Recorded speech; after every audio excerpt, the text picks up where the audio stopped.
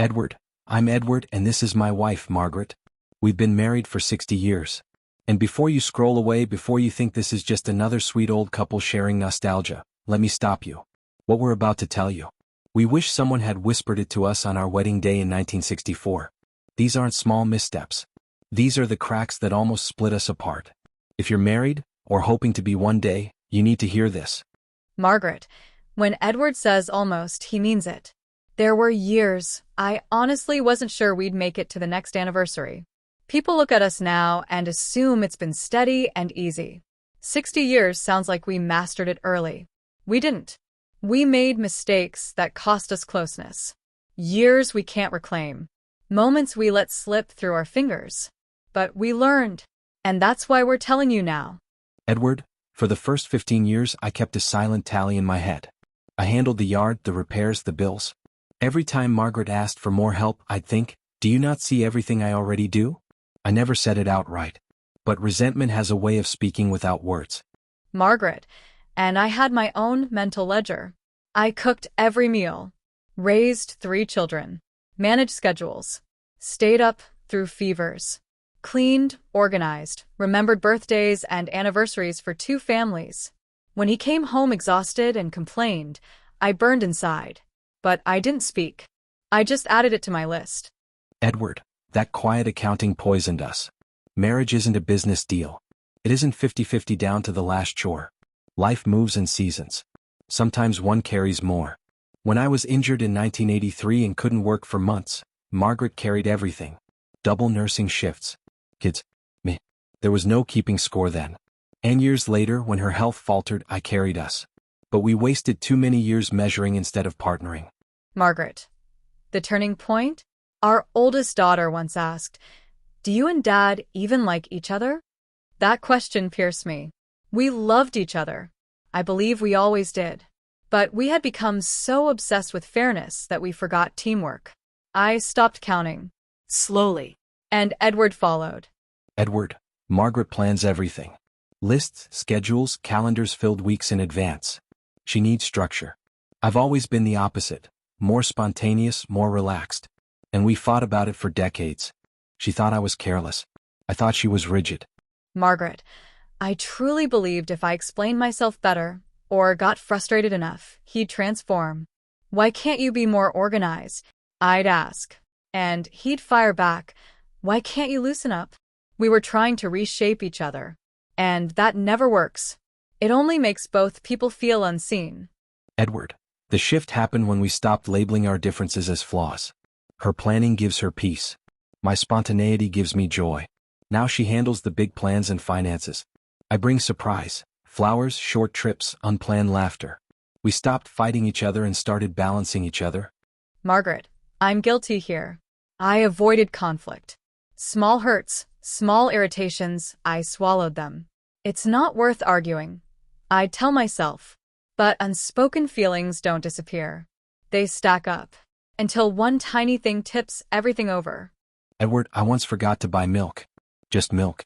Suddenly she was furious about how I never listened, how I always forgot things. I stood there stunned. This is about milk? It wasn't. It was months of feeling unheard. Margaret, if I had calmly said earlier, when you forget things, it makes me feel unimportant, we could have talked. Instead, I bottled it up until it burst out as accusation. Edward, we learned to speak sooner. Not with anger, but honesty. This hurt me. Can we talk? Hard conversations don't have to be battles.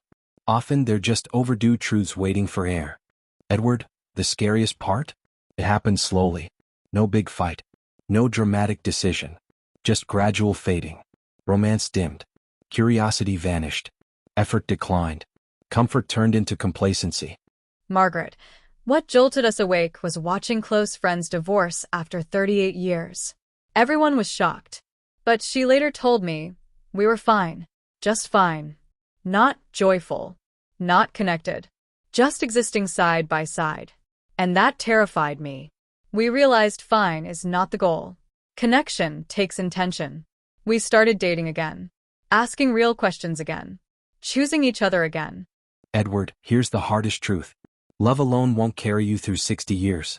Affection is powerful, But without respect, communication, humility, and daily effort, love weakens under pressure. We thought loving each other meant we were safe. We weren't. Margaret, love is the foundation. But foundations still need maintenance. Apologies matter.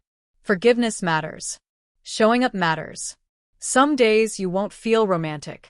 Some days you won't even feel particularly fond.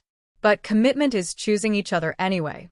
Edward, 60 years later, here's what we know. Stop keeping score. Stop trying to remodel your partner. Speak before resentment grows roots. Don't let routine replace romance. And never assume love runs on autopilot. And one afternoon she admitted something that shook me. She didn't want to spend the rest of her life simply going through the motions. She didn't want to just exist. Hearing that scared me more than any argument we'd ever had. Margaret, so we decided something had to change. We began eating dinner together at the table again, not side by side staring at the television. We started asking real questions. What's been on your mind lately? What made you smile this week? In the evenings, we took short walks, just 20 minutes around the neighborhood, but that small pocket of time belonged only to us. Edward, we also revived date nights. Nothing extravagant, just intentional. Sometimes it's a drive for ice cream, sitting in the parked car and talking like we used to. Sometimes it's a simple card game at the kitchen table. The activity doesn't matter. The focus does. That time is about us, not responsibilities or errands. A marriage needs tending. It needs energy and care. Ignore it long enough and it begins to wither. Margaret, mistake number 5, forgetting you're on the same side. This one nearly unraveled us. During arguments, especially in our middle years, it felt like we were rivals. Each disagreement became about winning, about proving a point, about being right, and every battle creates a victor and a loser. Edward, but marriage doesn't survive that kind of scoreboard. If one person wins and the other loses, the relationship itself loses. You're meant to be partners navigating life together, not opponents trying to defeat one another. Margaret, the moment things shifted was when our second son hit a rough patch. He lost his job. His marriage collapsed. At 40, he moved back home feeling completely defeated. Eleanor and I didn't see eye to eye on how to help him. But this wasn't about us. It was about our child. So instead of fighting, we sat down and talked. Truly listened. We compromised. Eleanor, supporting Michael reminded us who we are. It's not Walter versus Eleanor. It's Walter and Eleanor facing whatever life throws our way. Every obstacle, every decision, every storm, we're meant to face it shoulder to shoulder, that we can disagree as teammates who share the same goal. Not as enemies trying to win.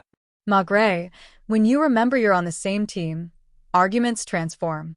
You stop reaching for words meant to wound. Instead of saying, "You're wrong," you ask, "Help me understand." You search for solutions, not ammunition. Edward, we're still imperfect. Even after 6 decades, we slip up. He still forgets things. I still overorganize.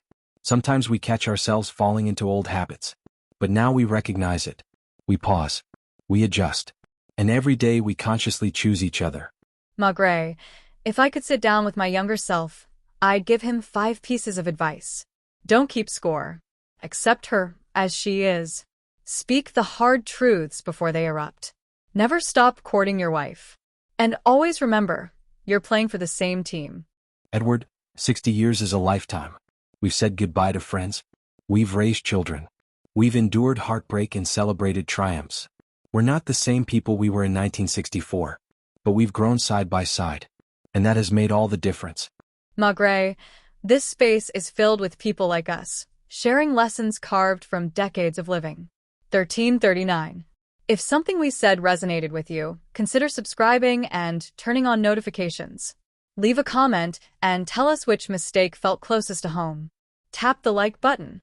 We're also planning a question and answer video soon, so if there's anything you've ever wondered about, marriage, mistakes, second chances, drop it below.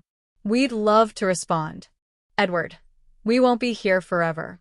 But while we are, we want to pass along what we've learned. Maybe it spares you some of the pain we faced. Maybe it strengthens your relationship in ways we had to discover the hard way. Either way, we're grateful you listened.